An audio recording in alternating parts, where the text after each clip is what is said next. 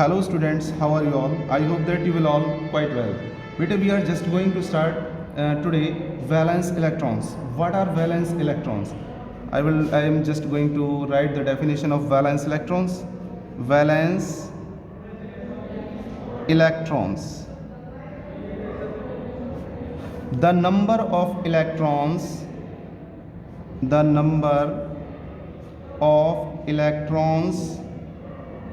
present in the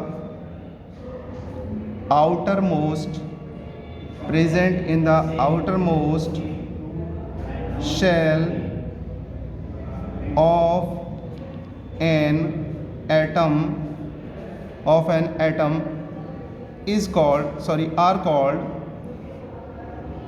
are called valence electrons. Okay बेटा, जितने सबसे बाहर वाली शेल में आउटर मोस्ट शेल कहते हैं, outermost shell stands for सबसे बाहर वाली shell.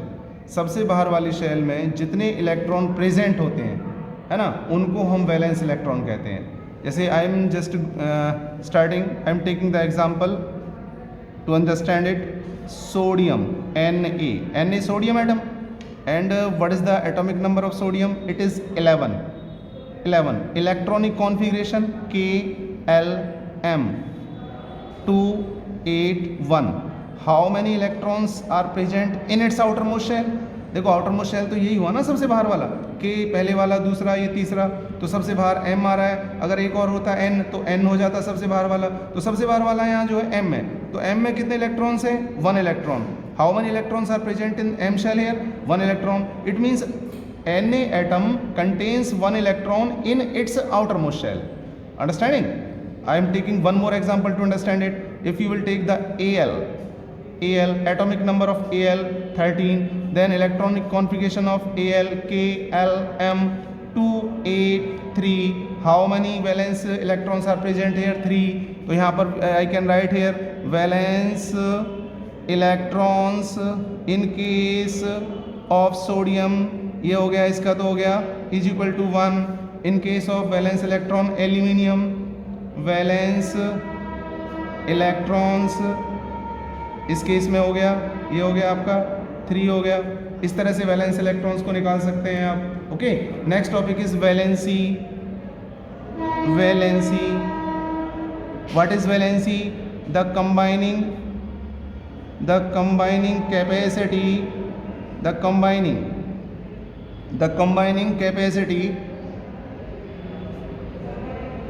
capacity of an element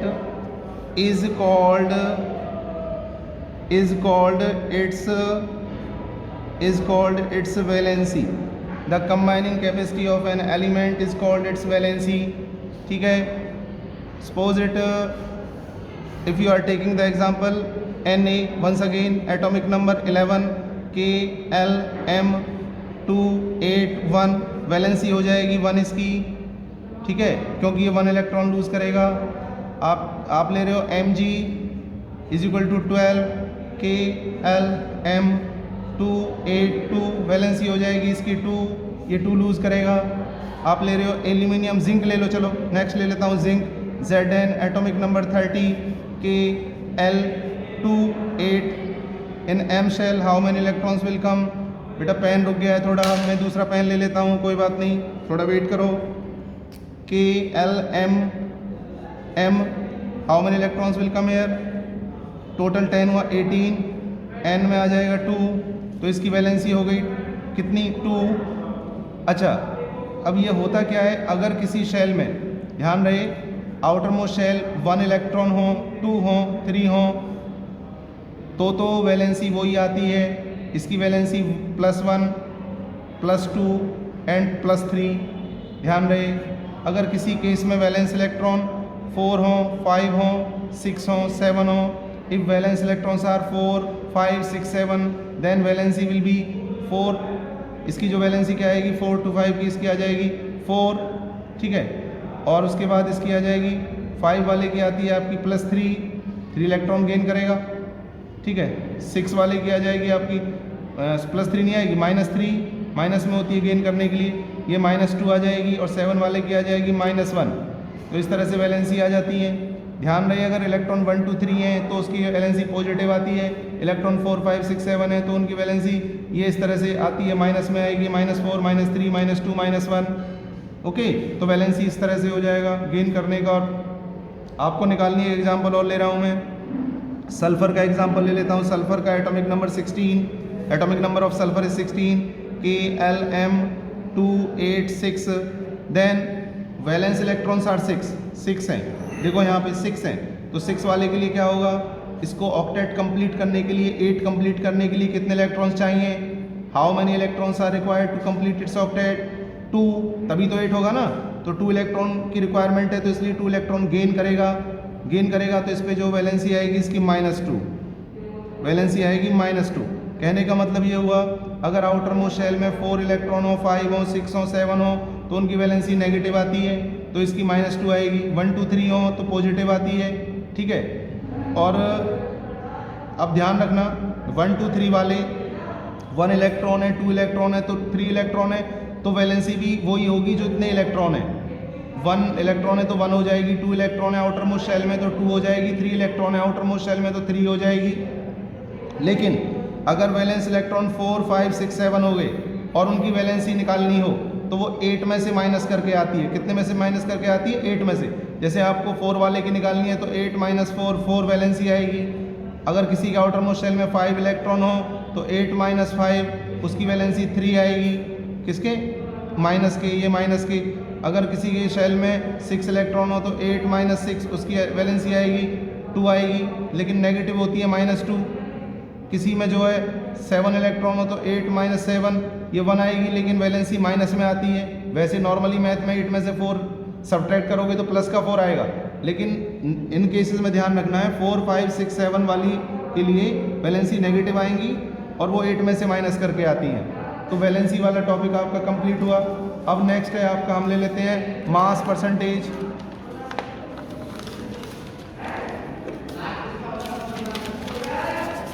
हमें निकालना है मास percentage of an element in a compound. Formula क्या होता है मास परसेंटेज निकालने का एलिमेंट का कंपाउंड के अंदर? देख लीजिए ध्यान से।